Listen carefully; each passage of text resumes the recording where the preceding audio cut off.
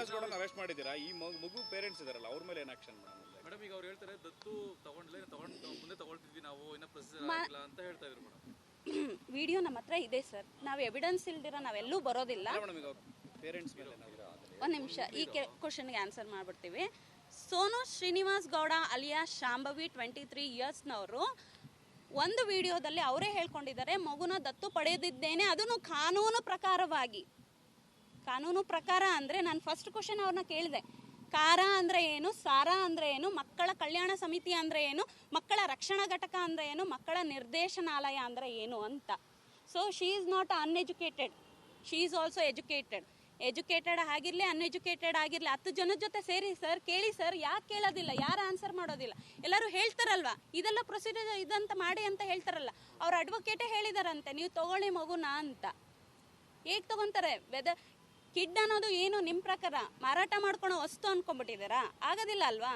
ಅದಕ್ಕೆ ಅಂತ ಒಂದು ಪ್ರೊಸೀಜರ್ ಇರುತ್ತೆ. ಆ ಮಗು ಅನ್ನೋದಕ್ಕೆ ಏನೋ ಚಿನ್ನ ಬೆಳ್ಳಿ ಅಲ್ಲ, ಮೋರ್ ದ್ಯಾನ್ ದಟ್. ಅದು ನನಗೂ ಒಬ್ಬನ ಮಗ ಇದ್ದಾನೆ, ಮಗುನ ನಾನು ತೋರಿಸ್ತಾ ಇದ್ದೇನೆ ವಿಡಿಯೋದಲ್ಲಿ. ಈಗೇನೆ ಅದನ್ನು ಹೇಗೆ ಮಗು ಕೈಯಲ್ಲಿ ನೀವು ಲೈಕ್ ಮಾಡಿ ಸಬ್ಸ್ಕ್ರೈಬ್ ಮಾಡಿ, ನಿಮ್ಮ ಉದ್ಧಾರಕ್ಕೋಸ್ಕರ ಮಗುನ ಯೂಸ್ ಮಾಡ್ಕೊಳಕ್ಕೆ ಹೋಗ್ಬೇಡಿ. ಈವೊಂದು ನೀವು ದತ್ತು ತಗೊಂಡಿದ್ರು ಆ ಮಗುನ ನೀವು ಎಲ್ಲೇ, ಈವನ್ ನಾವೇ ಮಗುನ ಡಿಸ್ಕ್ಲೋಸ್ ಮಾಡೋದಿಲ್ಲ ಸರ್. ರೆಸ್ಕ್ಯೂ ಮಾಡಿರೋ ಮಗುನ 18 ವರ್ಷ 0 to 18 ವರ್ಷ ಆಗಿರೋ ಮಗುನ ಎಲ್ಲೂ ನಾವು ಡಿಸ್ಕ್ಲೋಸ್ ಮಾಡೋದಿಲ್ಲ. ಬಾಲ್ಯ ವಿವಾಹ ಆಗಿದ್ರು ಇಲ್ಲ ನಮ್ಮ ಅಂಡರ್ನಲ್ಲಿ ಬೆಗ್ಗಿಂಗ್ ಕೇಸ್ ಆಗಿದ್ರು ನಾವು ಯಾವತ್ತೇ ಆಗಲಿ ಮಗುನ ತೋರಿಸೋದಿಲ್ಲ. As per the JJ Act 74 ಪ್ರಕಾರ ಅದನ್ನ ರೂಲ್ಸ್ ಬ್ರೇಕ್ ಆಗಿದೆ.